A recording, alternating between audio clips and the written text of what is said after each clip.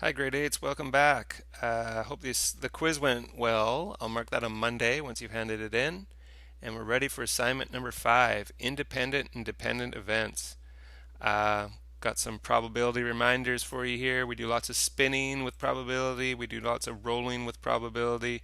What we're going to look at today is what if you do both of those? What's the probability of spinning orange and rolling a 2 or something like that? Okay, so the first thing we have to talk about is the difference between independent and dependent events. Today, what we'll be concentrating on is independent events, and then we'll do dependent events next day. So, independent events are events when one event occurring does not impact the probability of another event occurring. So, for example, let's go back to this, what we did right here. Let's say I'm interested in getting orange and the number 5 on this. Okay. Now, I want both those things to happen. I want to get orange and I want to get 5. So, whatever I get on this spinner right here, orange would have been nice. But the fact that I got pink, does that impact the probability of what I get over here? No, it doesn't matter what I get here. I get pink here, I get this blue here, I get an orange here. Yes, whatever I get, it makes no difference to the probability here. The probability of me getting a 5 here is still 1 out of 6, right? No matter what happens on the spinner, it has no impact on the probability of getting a 5 or the probability of getting a 3 here. So, independent events, one event has no impact on another event. Example, flipping a coin and rolling a die. If I flip a coin, whether I get heads or tails, that does not impact what I'm going to get on the dice, on the die, right? I got one other thing to say, but I'm going to come back to it. So, as you could probably guess, with dependent events, one event occurring impacts the probability of another event occurring. So, an example of that would be something like this. Let's say you have a bag of marbles. I could actually draw this, I suppose. I have this terrible way I draw bags of marbles. It looks something like this. And then you've got some marbles in here. You've got 2 green ones, and you've got a purple one, and you've got a yellow one. Okay, oh, it's hard to see the yellow one, but it's there. So let's say that you pull a marble out of the bag, and then you're going to pull another marble out. So let's say we reach in and we pull out a purple one. And then I want to know what's the probability of pulling out a green. Now, is the fact that I took that marble out, does that impact the probability? It sure does, right? If I put it back in at this starting point, what was the probability of pulling out a green if I randomly picked out of here? I wasn't looking and I reached in. Well, there's 4 total here. The probability originally would be 4 total. So that's our bottom number. 4 is the bottom. That's the total. And how many are favorable if I want to pick green? Well, there's 1, 2 greens. So it's 2 over 4, or we could put it in lowest terms, 1 over 2, right?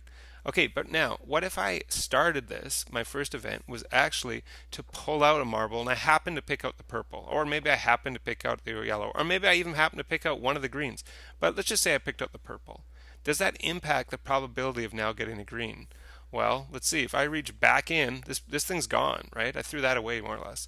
So if I reach in here, now how many are there to choose from? There's only 3. And how many favorable ones are there? There's still 2. So now instead of having a probability of 1 out of 2, 1/2 of getting green, I have 2/3 of getting green. So I have a better probability. This is dependent. If you take something out of the bag and don't replace it, then it's going to be dependent. But if I did the same thing and I replaced it, right, this is why I put this in big bold here, then it is an independent event. Because let's do this whole idea over again. If I started here and I wanted to know what the probability of green is, it would be exactly the same, 2 out of 4, right, just like it was before. And then if I reach in, just like I did before, and I pull out a purple, and I replace it, and then I pull out the second marble, what's the probability of getting green? Well, it's still 2 over 4. Effectively, we're back to the original state. Okay, so this replacing and not replacing is a big part of independent and dependent. And you'll see lots of other examples too. Could even be examples in real life. Does the probability of it raining, is an event like it raining, does that impact what I have for breakfast? Well, probably not. I mean, maybe there's some weird condition where I don't eat cereal if it's raining, but I doubt it. It probably doesn't impact. So those are independent. Does the fact that it rains impact the probability that I go for a bike ride? Yeah, it does. It's not quite as much fun to ride in the rain, so those would be dependent events. Hopefully that makes sense. So today we're going to focus on independent. And the main thing we want to come up with is how do we get the probability of two things occurring? So, for example, if I wanted to know, let's do this question right here. If I wanted to know the probability of getting tails on a coin and rolling a 5 on a die.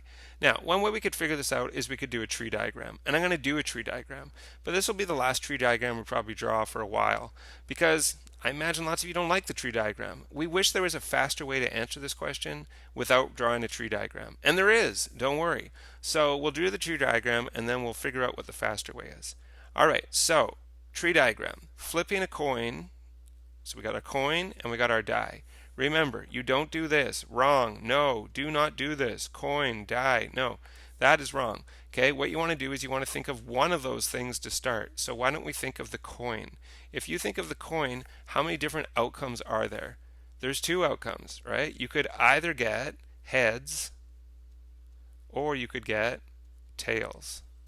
Great. Now we're going to think of the die, right? If you want, just like I did before, you could put coin here and die. Die. You could put die there. Okay. If you think of the die, how many different outcomes are there? 6. 1, 2, 3, 4, 5, and 6. So how do we do this? We draw 6 lines coming out of here. Oh gosh, this is going to be squished. 5, 6. And we draw 6 coming out of here. 2, 3, 4, 5, 6. All right. So we're going to have 1, 2, 3, 4, 5, 6. And 1, 2, 3, 4, 5, 6. Great. So now what we want to know is what's the probability of flipping tails and rolling a 5? So which one of the pathways is that? Flipping tails and rolling 5. There's only one that works right there. Tails and 5. So what's our probability of doing that? Well, how many different outcomes are there? Remember, we look out here to count the outcomes. 1, 2, 3, 4, 5, 6, 7, 8, 9, 10, 11, 12. There's 12 outcomes, so we put over 12. And there's only one that actually works. So our probability is 1 out of 12. Now, again, I don't want to have to draw a tree diagram. I kind of like it, but I know most of you don't. So let's see if we can figure out how to do this without doing a tree diagram. Let's figure out, first of all, the probability of flipping tails on a coin. So what's the probability of getting tails? Well, if you flip a coin, how many outcomes are there? 2, heads and tails. How many of them are favorable if we're trying to get tails? Just one, the tails. So that's the probability of getting tails on a coin. Now we want to figure out what's the probability of getting 5 on the die.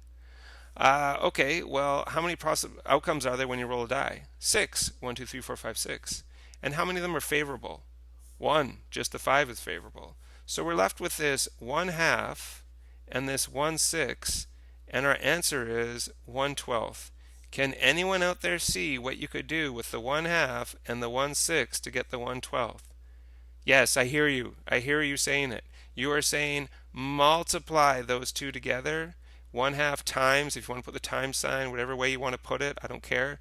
But if you multiply those two individual probabilities together, you'll get the probability of both of them occurring, right? Of flipping a coin and getting tails on the coin and rolling a 5 on the die. So this is the most important thing we want to know today. When two events are independent, the probability of both occurring is this. The probability of A and B, so those are two events, A and B, is the probability of A times the probability of B. You just take the individual probabilities and you multiply them together. You don't need to draw a tree diagram. You don't have to do any of that stuff. You just find the individual probabilities and multiply them together, and that'll tell you the probability of both the things happening. Okay, so let's try some questions. First question. A card, our cards. A card is drawn from a deck of cards and replaced. That's good. That means it's going to be independent. And then a second card is drawn from the same deck. What's the probability of getting a 7 and then getting a jack? All right, so first of all, we got to figure out what's the probability of just getting a 7. Just worry about that for now. And then we're going to worry about what's the probability of getting a jack. Okay, how many 7s are there in a deck of cards? There's 4. There's a 7 of hearts, there's a 7 of spades, a 7 of diamonds, and 7 of clubs. So there's 4 favorable outcomes. How many outcomes total when you deal with cards? 52. There's 52 cards in the deck. And remember, you can simplify this. Might as well do it. Make it a little bit easier for the next step. 4 over 52, you can divide them both by 4. You get 1 out of 13. All right, what's the probability of getting a jack? Well, it's very similar. How many jacks are there in the deck? 4. Jack of hearts, jack of diamond, jacks of club, jacks of spades. How many cards total? 52. Put it in lowest terms, 1 out of 13. So the probability of getting a 7 out of the deck is 1 out of 13. The probability of a jack out of the deck is 1 out of 13.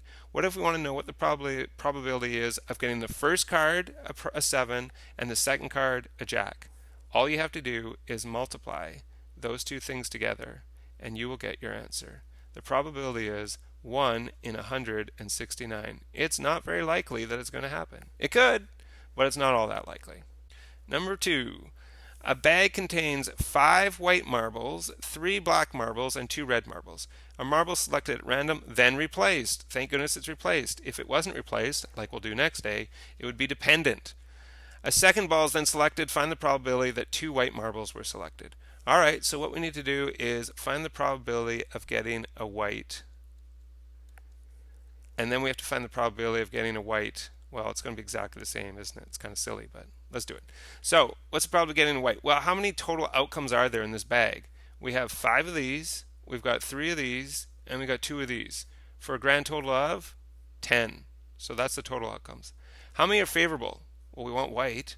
And how many white are there? There's 5 white.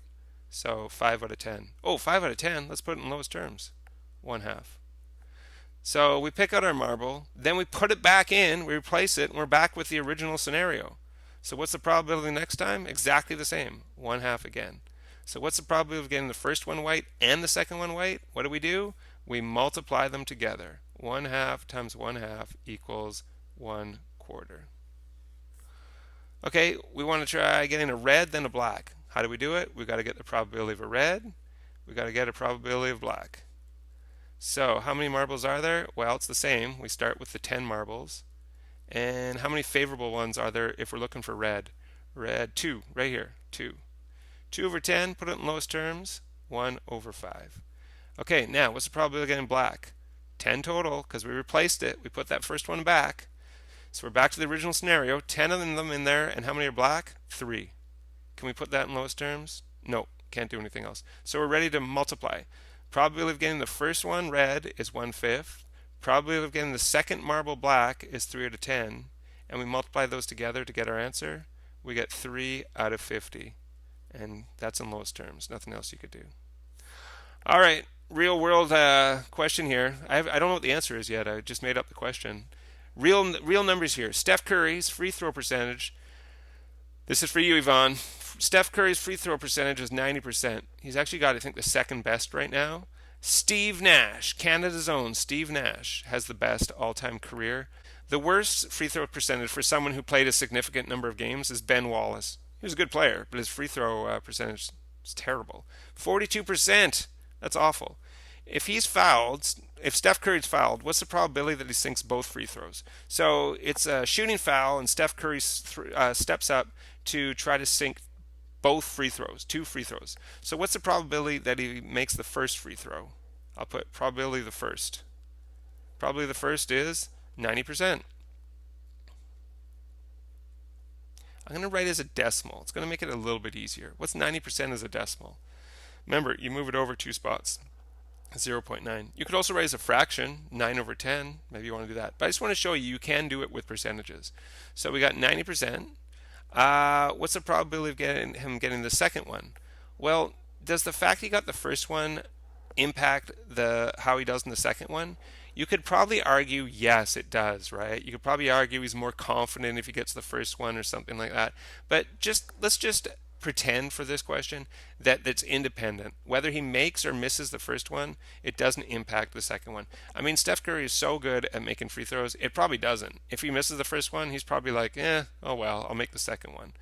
Ben Wallace might not be that way. He misses the first one and he might be like, oh no, I'm going to miss the second one too. I suck, or something like that. So I think we can say for Steph Curry, the probability again for the second one is 90%, or if I wrote as a decimal, 0.9. So what's the probability he makes 2 of them in a row? Well, what do we do to figure these things out? You take the first probability and you multiply it by the second probability.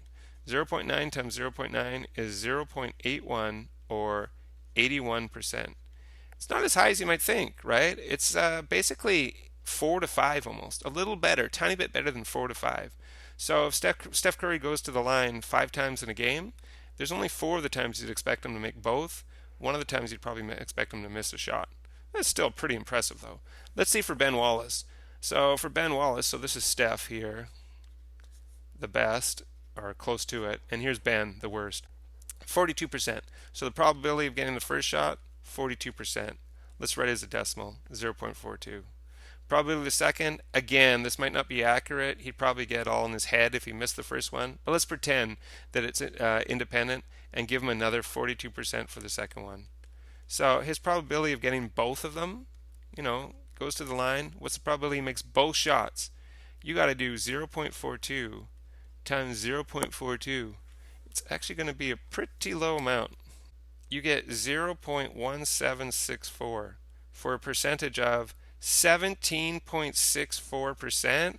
That stinks. I mean, you wouldn't expect him to make both unless he went to the line at least 6 times in the game. He might make both once. This is terrible. I know Yvonne could do better than that. So that's how you find probabilities of independent events. I hope that makes sense. Here's your assignment.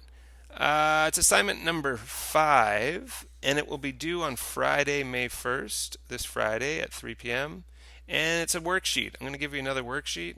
Got a few questions for you this time. It's probably a little longer than the last one. I really want you to practice this and get this. It's kind of important. Okay, so if you have any problems, let me know. Please don't send in homework assignments with big question marks everywhere saying didn't know how to do it. You need to ask me and I can help you, right? I've met people on video chats, I've sent people text messages, whatever it takes to help you out with this. Also, please don't send assignments in with no work shown whatsoever. Assignments with no work shown will be given a 0 and you'll be asked to do it again. There's definitely work for you to do here. See how I showed a little bit of work in every single one of my questions? I'll expect you to do the same in your questions. So show some work. All right, everyone. Good luck and let me know if you need any help.